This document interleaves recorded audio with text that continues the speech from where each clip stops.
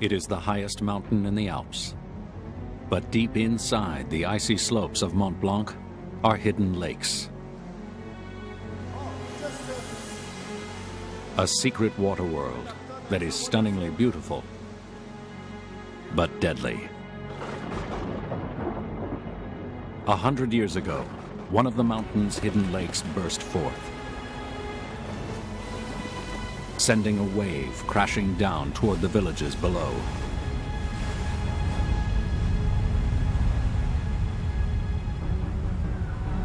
Nearly 200 victims were caught by surprise, unable to outrun the flood.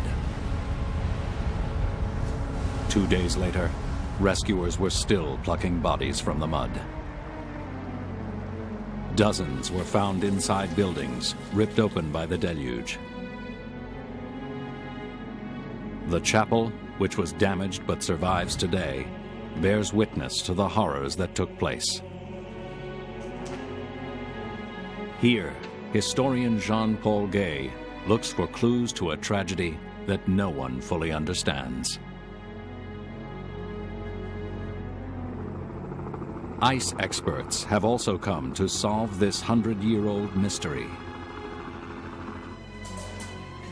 They try to gauge the internal forces of the ice to predict when the next flood will occur.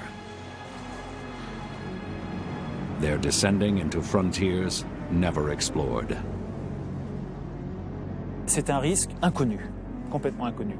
It's an unknown risk that could kill people if a hidden lake were to empty all at once. Il y avait vraiment une poche qui se vidangerait d'un seul coup. It may be only a matter of time before Mont Blanc faces another disaster. Descent into the ice. Up next on Nova.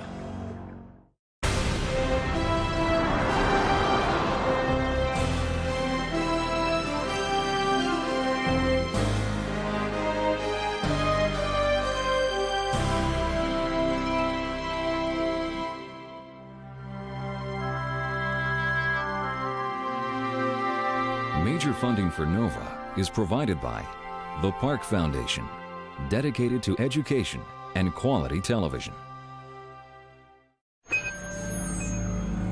Science. It's given us the framework to help make wireless communications clear. Sprint is proud to support Nova. We see an inventor. At Microsoft, your potential inspires us to create software that helps you reach it. Your potential, our passion. And by the Corporation for Public Broadcasting, and by contributions to your PBS station from viewers like you. Thank you.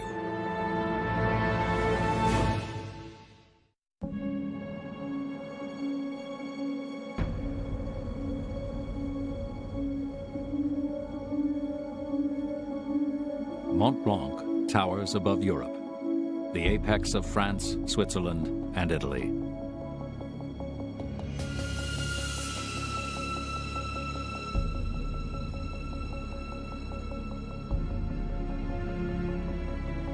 But after 200 years of exploration, this mountain is still untamed.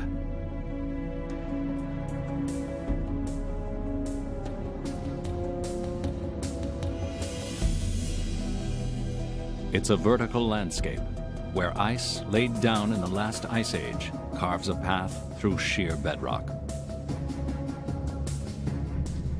These frozen rivers are known as glaciers, but their uneven surfaces filled with teetering ice blocks only suggest the greater dangers that lie within.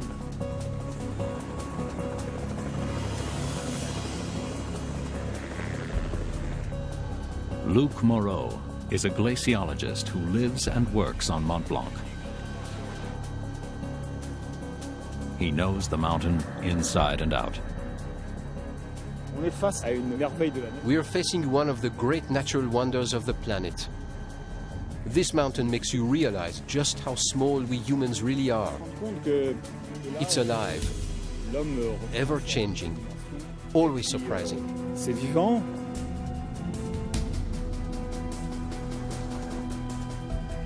Luke is joined by Carsten Peter, an ice climber from Germany, who travels the extreme landscapes of the globe, exploring, photographing, and mapping the world's most extraordinary ice caves, some of which are found here. They're searching for a specific ice cave that the French call a moulin, a water well or deep shaft formed by flowing meltwater on the surface of the ice. Their goal is to descend into this water and penetrate as far as they can go to search for a hidden lake. No one knows how deep, how large, how destructive these hidden lakes can be, or how many there are. They land on France's largest glacier, the 7-mile-long Mer de Glace, to conduct their research. Today, Luke and Carsten will make their first descent below the slick surface of the glacier to the waters deep within. They'll camp on the ice for several days, but it's not exactly roughing it. Their food has been flown in by helicopter. Meals are orchestrated by Luke's wife, Eveline, a professional chef. Luke calls himself a glacianaut. He's well aware of the risks. Here we have two kinds of risks. First, there are subjective dangers, based on the skill of the climber. Then there are objective dangers from the environment itself. To minimize those risks, we've adopted some precautions taken by cavers with crampons, ice axes, ice screws, and a helmet. Because once you're inside, there could be ice or falling rock, rushing water, so we need to be always totally alert.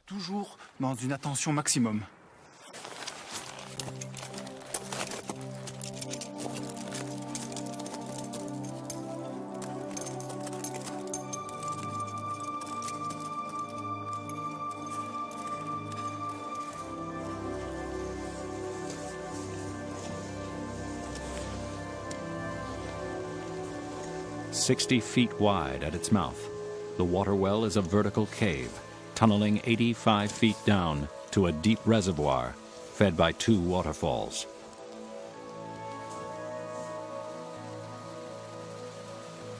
From here, we see the inner workings of a glacier. 70,000 years ago, one large ice cap covered most of the mountain. But now, Mont Blanc has about a dozen smaller glaciers that change with the seasons. Since the last ice age, Mont Blanc's glaciers have grown several times. But today, they are receding due to climate change. Small fluctuations in the size of a glacier can cause avalanches, mudslides, and icefall, endangering the towns and villages below.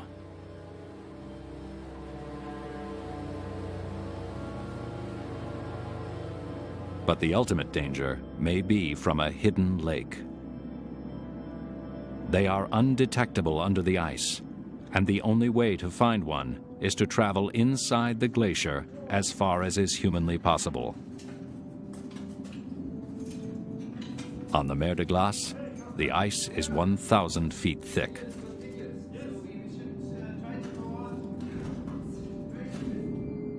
Glaciers grow from the accumulation of snow, which transforms into ice and slides downhill under its own weight. The snow melts under the sun's rays, and the meltwater circulates down through cracks and crevasses.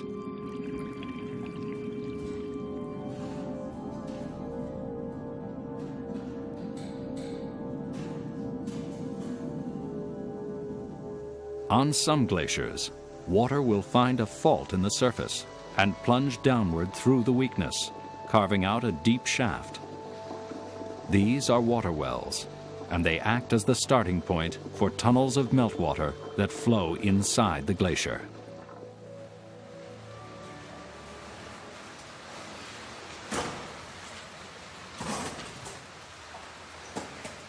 Having descended into the water well, Luke can see how quickly the meltwater is chiseling into the ice. Over time, the ice shaft will change shape according to the temperature of the water and the strength of the ice.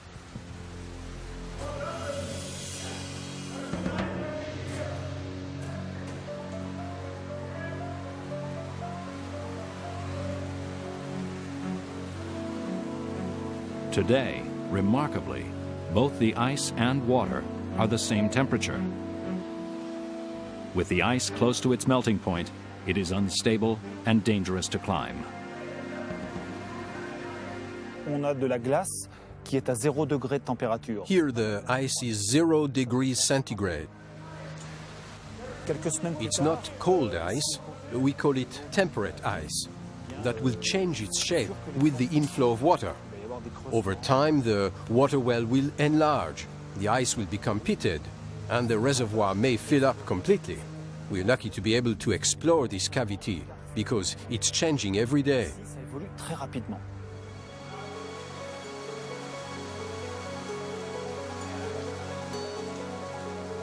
Depending on the temperature of the ice, the walls they're climbing can vary from the hardness of concrete to the softness of wood, where ice tools can easily come loose.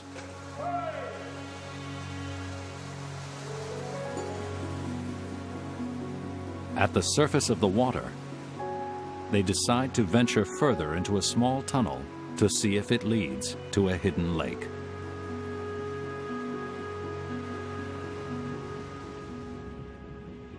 They have to wait until nightfall to continue their climb deeper into the ice.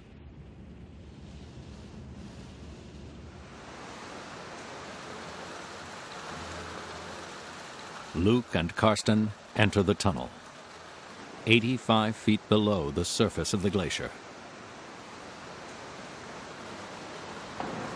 In the cold evening temperatures, there's less danger of the glacier collapsing on top of them, and less chance of a surge of water bursting through the tunnel, drowning them inside.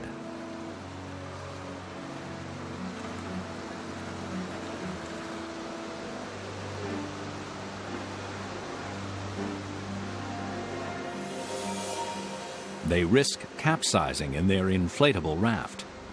It has to be small to fit, and the weight of 2 men inside is precarious. Falling in these waters would result in hypothermia, so they've fixed ropes to the ice for stability. This journey is the closest they'll come to understanding the dynamics of the innermost depths of a glacier where hidden lakes are most likely to form. C'est le risque glaciaire le plus inconnu aujourd'hui. The hidden lakes are the least known danger that we face today from a glacier. We have very little information about the danger because it's so hard to penetrate within the glacier. This water well is the only way to see the interior of a glacier. We can see how water circulates, how it's held back. Is it always flowing? We are not sheltered from a hidden lake bursting. They're impossible to detect, impossible to predict. Impossible à prévoir.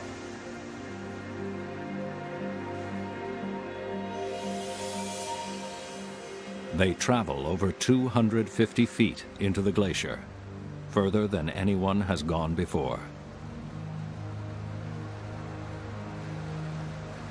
And they have no idea what lies ahead.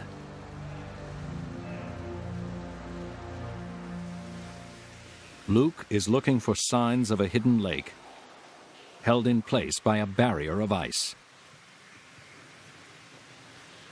100 years ago, the barrier burst. And millions of cubic feet of water cascaded down the mountain, drowning the villages below.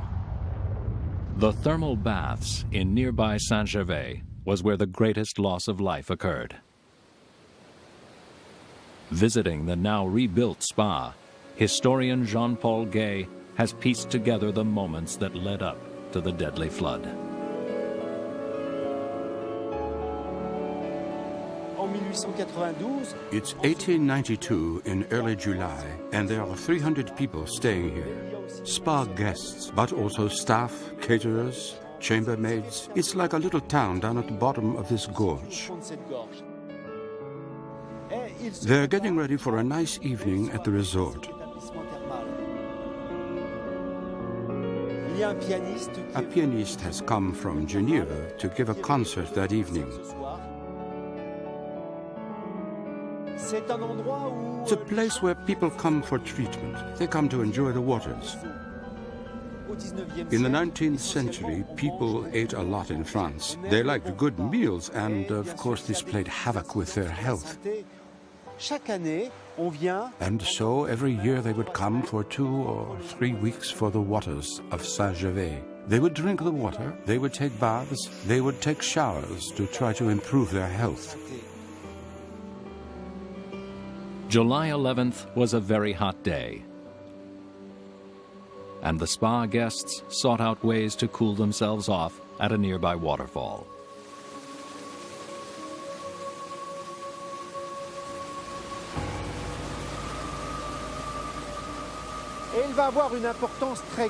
The waterfall played an important role on the night of the catastrophe because, as you see, the gorge is very narrow, very enclosed. When a hidden lake burst from a glacier, a dam formed. The gorge was blocked by boulders and fallen trees. The debris could no longer move. Water built up behind it, thousands of cubic feet of water.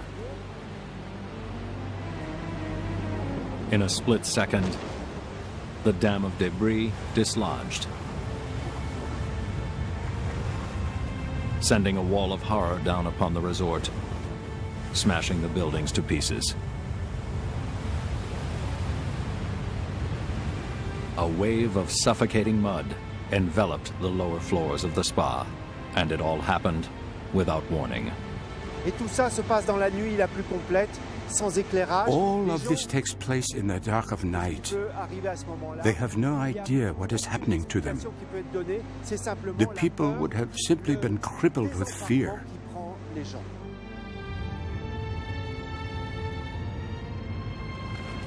The roar of the floodwaters sent panicked villagers running for higher ground. They were the lucky ones who were among the living at dawn. One woman, swept downriver, saved herself from the mud by grabbing onto the balcony of a collapsing house. It took 2 days for victims' bodies to be recovered. Some were washed down to Lake Geneva, 50 miles away. Many were never found. In the village of Bionnet, 9 houses and their 33 inhabitants were swept away. The schoolhouse still stands today, but many of the pupils at home that night in bed were drowned. We know who they are because the original school register was found by Jean-Paul Gay. Typically, what is written here is, she finished school and went on to university. He left to work in the fields with his parents. But here, on that date, you can see, she died in a catastrophe of the 12th of July. There are 4 kids on this page.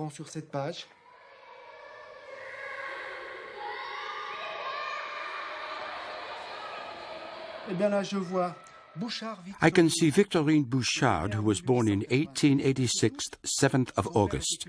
Her father was a farmer in Bionnet, so she was 6 when she died in the catastrophe. And then we can see another child by the name of Bouchard, and indeed, it's her brother. His name was Henri, who was 3 years older. So there you have it, a brother and a sister who died. 8 from this school lost their lives in the catastrophe. The loss of so many lives begs the obvious question: might a catastrophe of such enormous magnitude happen again? The only way to know is to search beneath the glacier for hidden lakes. On the Mer de Glace, Karsten descends into the water well to see if it will be possible to do an exploratory dive. They've followed one tunnel at the surface of the water. Now they plan to go much deeper to look for underwater tunnels that could lead to a hidden lake. Karsten rigs a digital video system on an extended arm to submerge underwater to test the visibility.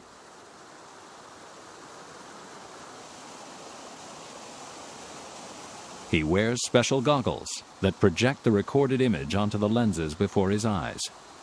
Like a virtual reality video game, he can manipulate the camera without succumbing to the icy water himself.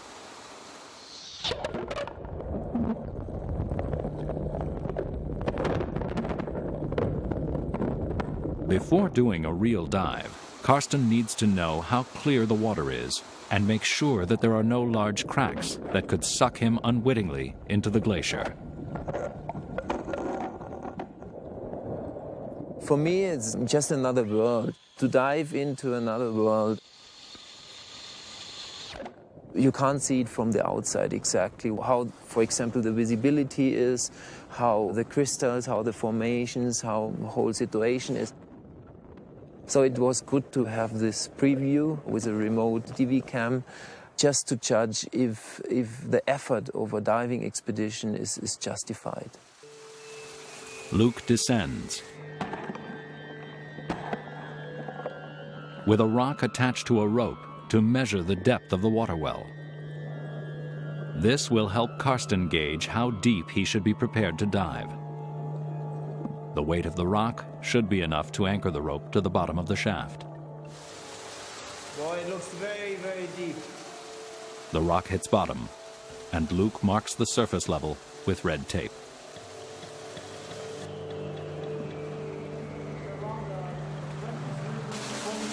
meters. 24 meters, or 80 feet, means this will be a deep water dive for Karsten. It's the moment of truth. The water well is as safe as it will ever be for a dive. Be careful. It's just cold enough to keep the glacier frozen, and the water well hasn't yet turned to ice. We made a depth measurement. It could be even deeper than 23, 24 meters. The water is quite clear, and for me it's the first time in the Alps to find these beautiful conditions. Armed with this information, they leave the water well, determined to return as soon as they can with their scuba gear to take advantage of the perfect diving conditions before temperatures drop. But in the meantime, Luke has a job to do. It's his responsibility to monitor the ice all over Mont Blanc. The towns below hire him to watch for unexpected surges of water coming from within the glaciers.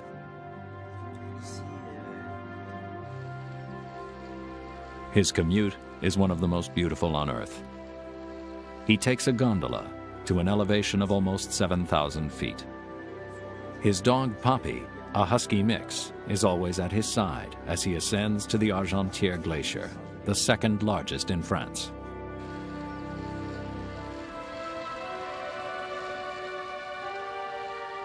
But he'll see this glacier from the inside out. Quand j'étais petit, mes parents m'avaient fait visiter la grotte de la mer de glace. When I was a kid, my parents took me to visit a cave underneath the Mer de Glace, a popular tourist attraction. And I have to tell you that I remember it vividly. It was pretty surreal being inside a glacier. C'est aussi un environnement. This is an environment that makes me appreciate the frailty of man versus the power of nature. Par rapport à la nature.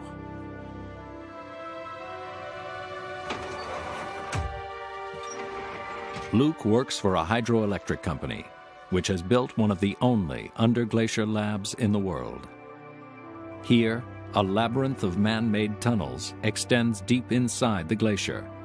35 shafts that harness the glacial meltwater for power.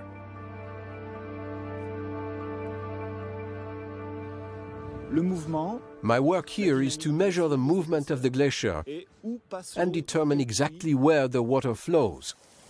The water is collected underneath this icefall and then channeled to fill a reservoir down valley, which produces electricity. As there are so few sites like this in the world, it's very useful for original research.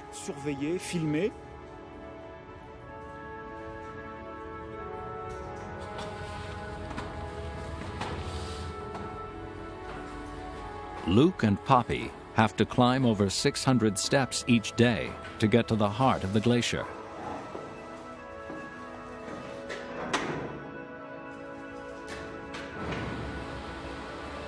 Just when one flight is done, another appears at the end of a long tunnel.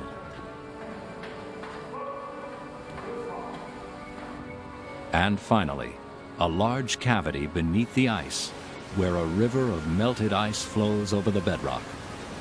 Above Luke is the glacier, 350 feet thick.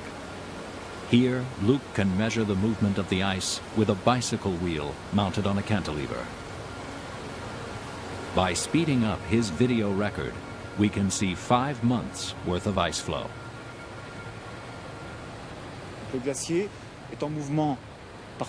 As the glacier slides down the mountain, it spins the wheel. It moves 2 feet per day, or about an inch an hour. To my knowledge, it's the only instrument that can measure the movement of a glacier from below. Since this is electronic instrumentation and there's all of this sand and water, we have to check the equipment regularly. It's an extreme environment. The wheel is wired to an instrument that plots the speed of the glacier. We're able to see that in summer the glacier moves faster than in winter. That's because the increased meltwater acts as a lubricant. Luke can also measure the amount of water flowing under the glacier and detect any abnormalities in its flow. If a hidden lake were to burst, his instruments would pick up the increase in volume and warn the village below of a possible flood. It's rare that a glacier can be monitored so closely. Using a fixed camera mounted 650 feet from the ice, Luke has created a one-of-a-kind movie of a glacier as it moves over the course of a year.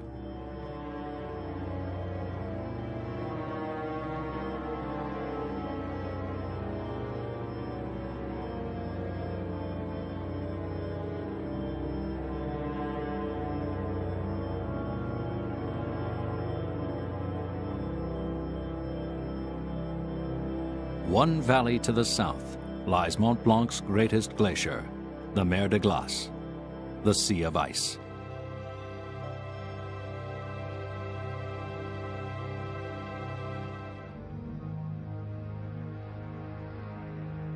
Waves of crevasses and undulating ice bands churn up the bedrock below, making the glacier look dirty and gray. At this time of year, any surface water is frozen solid, except at the Moulin, the water well that Luke and Karsten explored. The team flies in their specialized gear for what will be a technically challenging dive at high altitude and in extreme cold. They'll use a combination of cave diving and cold water diving equipment. A single diver's rig weighs 132 pounds. Karsten is undergoing considerable risk in a new attempt to find evidence of Mont Blanc's hidden lakes. They return to see that winter has set in. A dive here seems improbable. The recent snows have accumulated in the water well. Luke will have to figure out how deep the snow is and whether he can even stand on its surface without falling through.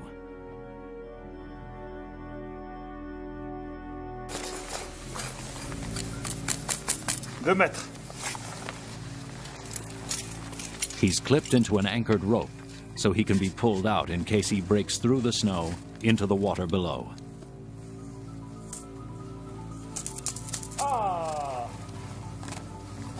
They're trying to figure out the best place to dig out a hole for the dive. Il y a 60 cm. Snow gives way to a layer of ice, but no one knows how thick it is. Ok, on va tailler. Luke's chainsaw will be the quickest way of cutting through to an answer. He has to be careful not to flood the motor.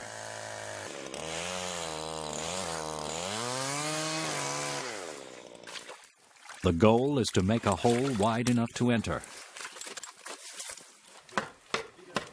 One layer of ice leads to another 3 feet below. And hopefully it's the last. Diving inside a glacier at 11,000 feet is a risk, but it's the only possible way of locating a hidden lake.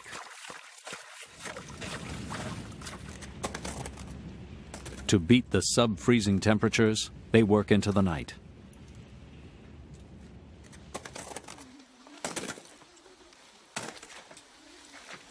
And finally succeed in cutting a 5-foot-wide hole. Karsten shines a light underwater to check the conditions. It's an eerie sight, a frigid pool with just enough visibility for Karsten and his 2 diving assistants to enter in the morning.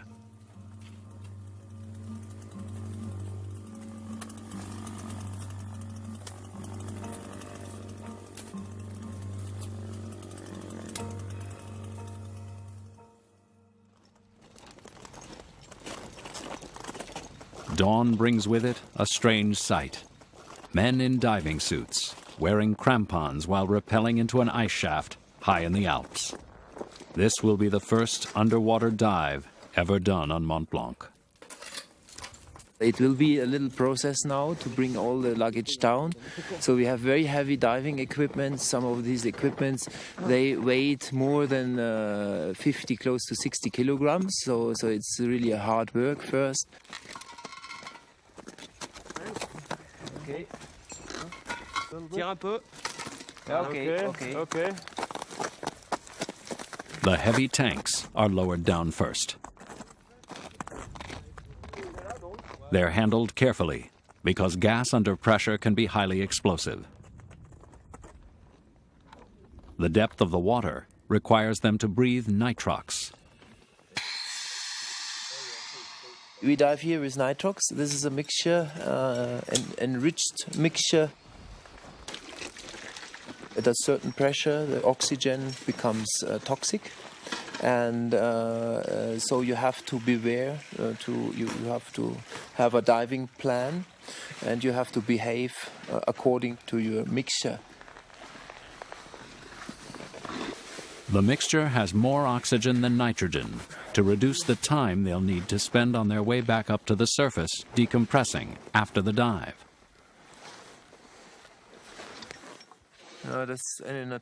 Zinc oxide applied to the skin acts as a natural insulator. Do they have hot water here, Luc? Yes. Yeah. Karsten's mask has already iced up on the inside, which will make visibility impossible. It's already frozen. And every little thing will freeze now, I think. Okay, just let it melt, yeah. Okay. They wear special dry suits for freezing temperatures. The dry suit is absolutely necessary in these temperatures. So you are, as the name says, the inside is dry. Now it's fixed. Okay. We cannot inflate our dry suit with the nitrox because it's too oxygen rich, and if we dive with the artificial fibers, it could incend, and the oxygen could burn the fiber inside. So we need another gas, it's argon, just to inflate the dry suit. You press here on the suit and the argon is inflated here. This is the deflator. Okay. Argon is also an excellent insulator against cold. The water temperature is at its freezing point, so the biggest danger is that their regulators, or air valves, will freeze shut. Here we are close to the freezing temperature, and if compressed gas expands, it cools down. And so the danger of icing is very, very big. So probably our regulators will be blocked. So if we are now in a depth like 20, 30 meters and the regulator is blocked, we have to change, of course. We have two independent systems, but even the two independent systems could block. So it's very important to have assistance with other divers. So I brought two friends with me, and it's a very serious dive. So it's less risky to do it with experienced divers. One of Karsten's regulators has already iced up.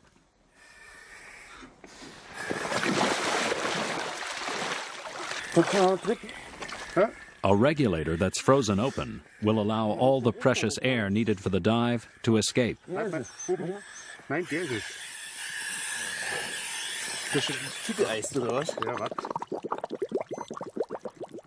Karsten will use the rope as a lifeline to find his way back up.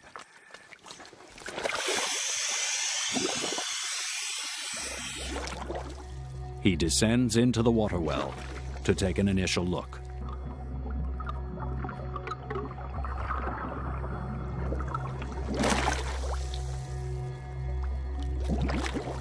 The first impression, it's quite big and you can't see to the end, and it's easy to lose orientation. So we have to be very, very careful for the dive. Very careful. Safety is very important. Can someone bring my video camera? Put it here on the... Okay, thank you. Karsten's companion divers have done extensive dives in extreme cold. Their combined experience will be the greatest guarantee of safety. But their regulators keep freezing open, with gas leaking out before they've even looked below the surface.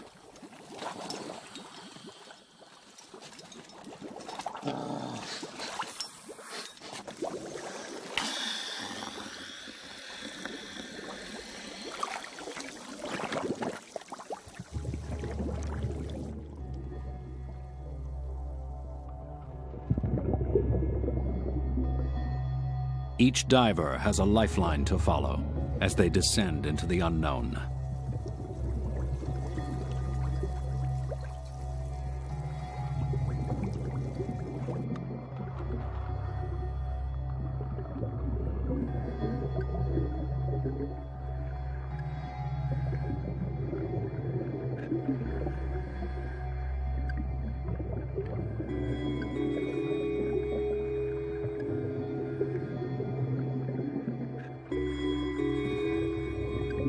The visibility is marginal due to a high concentration of ice crystals mixed into the water.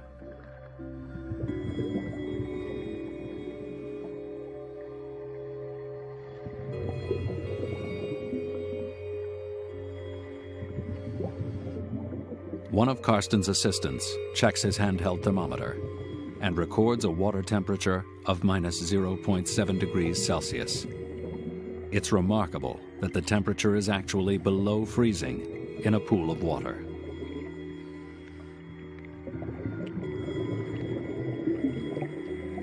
They're suspended in the balance where glacial waters lie between liquid and ice.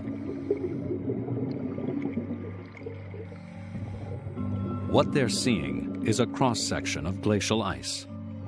The white walls are frozen snow with air bubbles, and the dark striations represent pure water that has frozen solid. They're looking for cracks or tunnels where the water might be escaping from the shaft. From where they are now, close to the bottom of the water well, the fear is that a slight movement of the glacier or crack in the ice could open up tunnels that will suck them into the glacier. A wrist compass helps prevent disorientation in the murky water, and a sketch pad is used to map the shape of the water well. It looks like it's completely closed, simulating what a hidden lake would look like, but much smaller. It's an entirely new perspective on what lies within the glacier. Quand on essaye de comprendre les mécanismes des glaciers, If you want to understand how a glacier behaves, it's important to spend the time observing them, measuring them. la surveillance, l'observation, les mesures. We're lucky to be studying a phenomenon still not well understood.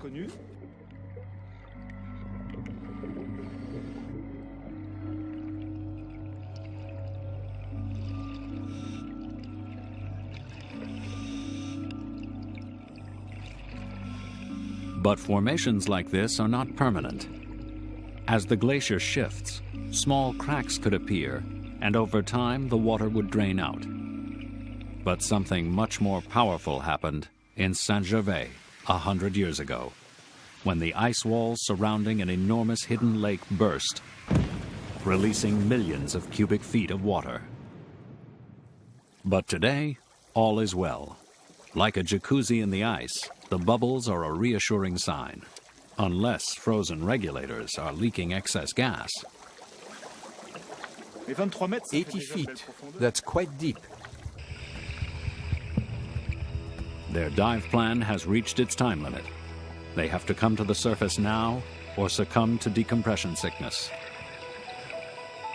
On a l'impression qu'ils sont arrêtés à... It looks as though they've stopped 10 feet below the surface. If they went all the way to the bottom, beyond 60 feet, they'd have to come up slowly and make decompression stops.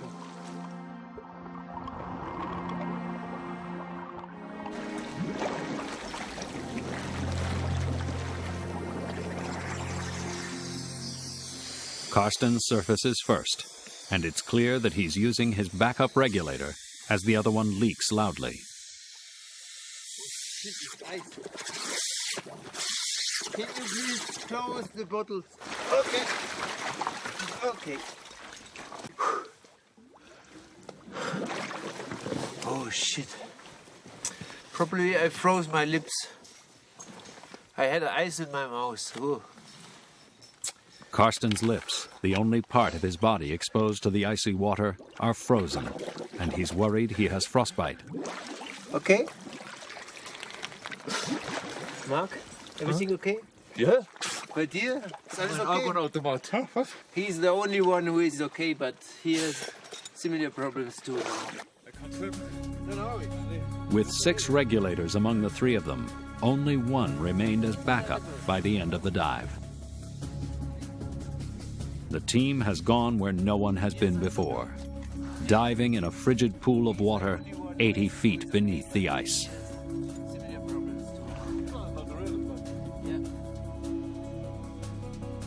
They found no cracks or tunnels, and they still don't know whether there could be a hidden lake further inside the glacier. There is one other way to find out.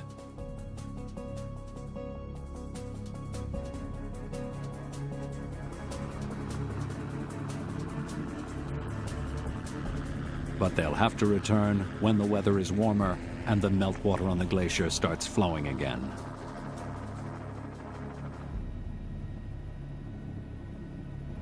To the untrained eye, the difference is almost undetectable as winter releases its hold on the mer de glace and the relative warmth of summer arrives. The glacier is melting again, and surface water has carved a deep canyon that leads to the water well, still plugged with the winter's snow. Luke and Karsten are back to conduct an experiment to determine how long it takes water from here to flow to the base of the glacier. Luke is just above the water well, and Karsten at the glacier's end, where water flows out some 2.5 miles down valley. Okay, let's compare our watches. What is your time exactly? 2:25. Okay, copy, 2:25. Are you ready for coloration? I am ready to put the color in the river. Luke pours several tablespoons of fluorescein, a high-concentration pink fluorescent dye, into the water. A tiny amount of this substance can color a huge amount of water. Et donc, ça permet de So we look for any coloration in the water pouring out of the glacier at the bottom a few miles down, where Karsten is now waiting. jusqu'à l'arrivée, jusqu'au front du glacier. So we will measure the time it took the water to cover that distance. Attendre la coloration. If the colored water doesn't emerge at the base of the glacier, there could be a blockage, possibly a hidden lake. So Carson, now the coloration is in the river, so approximately between 2 and 3 hours to the front of the glacier. Okay, I'm prepared for a long afternoon. Là, en fait, on voit que...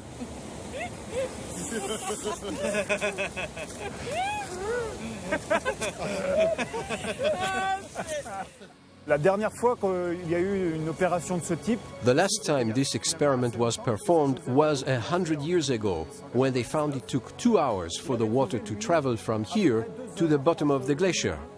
et le front du glacier.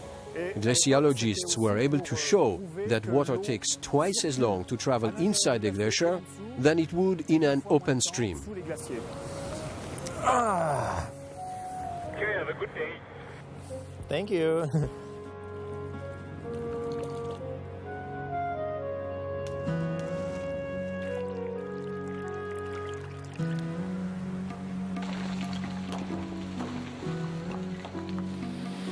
Carson, are you okay, or do you see something? Oh yeah, I'm very attentive. No, nothing so far. Okay, so you call me when you see something. Not knowing if a huge pocket of water is forming inside a glacier that hangs above a village is unnerving for Luc and the communities that live around Mont Blanc. Uncertainty is something that ice experts have to live with, and there's no way of knowing whether the 1892 disaster at Saint-Gervais was the last of its kind. At the time, scientists and rescuers did everything they could. The very next day, alpine guides from Chamonix were up at the outburst point, and what they found was astonishing. A hole left by the explosion of the hidden lake out of the front of the glacier.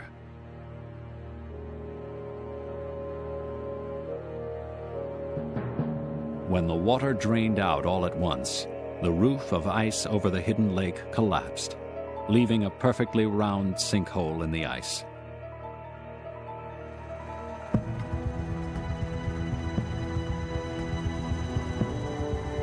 Scientists then spent years examining the glacier and came up with a solution to try to prevent the disaster from happening again. 2 drainage shafts were driven through the mountain to relieve the ice of any trapped water.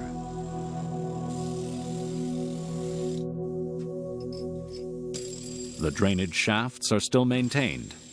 Ice is scraped out of the tunnel every 5 years, so water can easily flow out of the glacier in the warm summer months and be diverted away from the towns below.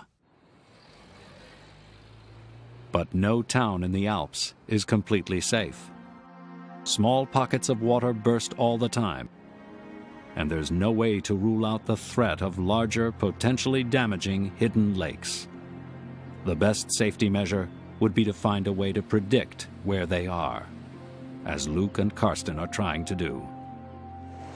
Look for Carsten, look for Carsten. Yes, Carsten? The color is arriving. Yes, super, perfect, Carsten. The dye takes 2.5 hours to reach Karsten, and the speed indicates that there's probably no hidden lake to obstruct the flow, at least for now.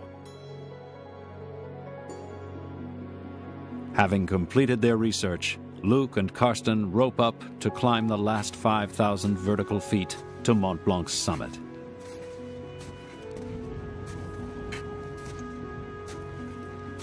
Luc has been there twice, but Karsten has never had the opportunity to climb the mountain.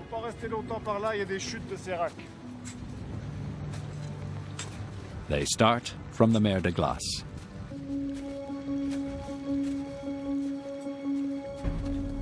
And take a route that travels directly up the glacier.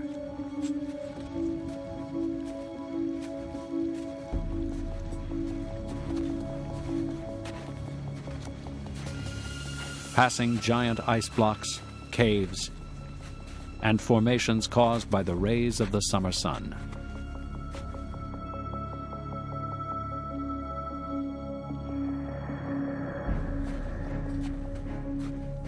Rising head and shoulders above the surrounding Alps, the snows of Mont Blanc are becoming increasingly unpredictable. As global temperatures rise, no one can say with certainty what will happen to the glaciers and what effect climate change will have on the hidden lakes within.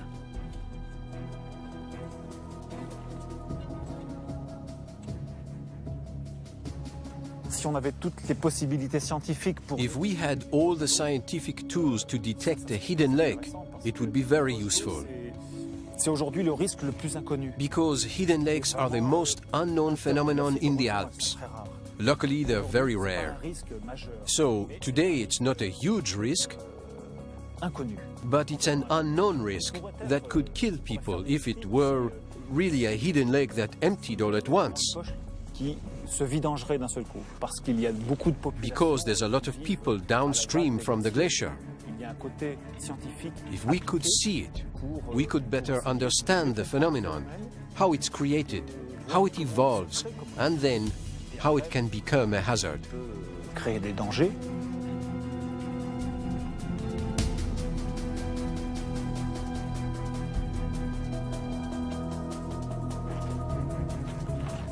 In this quest for understanding, scientists push themselves to the limit.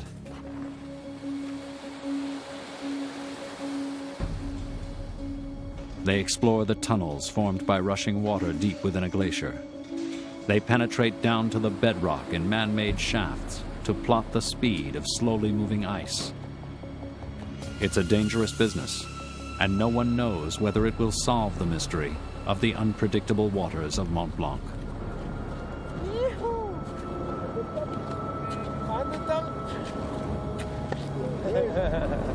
Superbe, hein?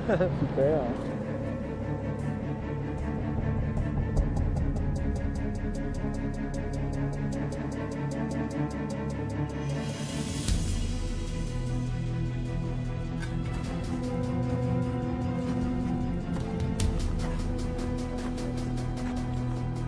Over 300 people will reach the summit with Karsten and Luke today. A reminder that greater numbers are visiting Mont Blanc. The sudden rupture of a hidden lake could affect greater numbers of people than ever before.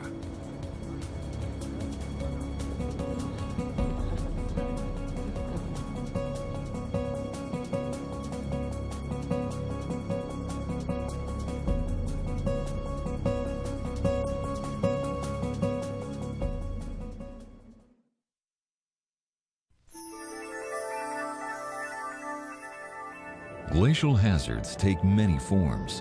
On NOVA's website, see satellite images of a lake forming high on an Italian glacier, an avalanche that buried a Russian village, and more. Find it on pbs.org.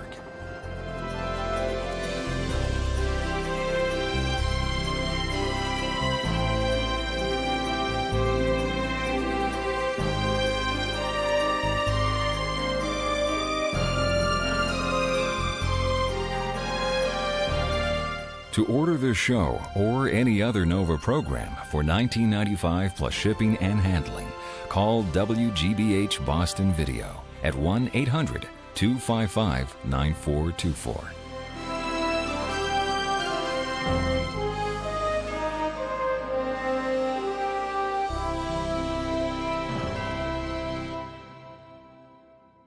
NOVA is a production of WGBH Boston.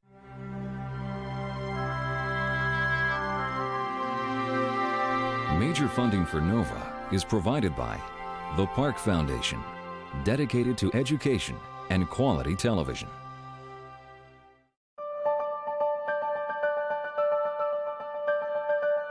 We see Teacher of the Year. We see kids reaching their potential. It's what inspires us to create software that helps you reach yours. Science. It's given us the framework to help make wireless communications clear. Sprint is proud to support NOVA. And by the Corporation for Public Broadcasting, and by contributions to your PBS station from viewers like you. Thank you.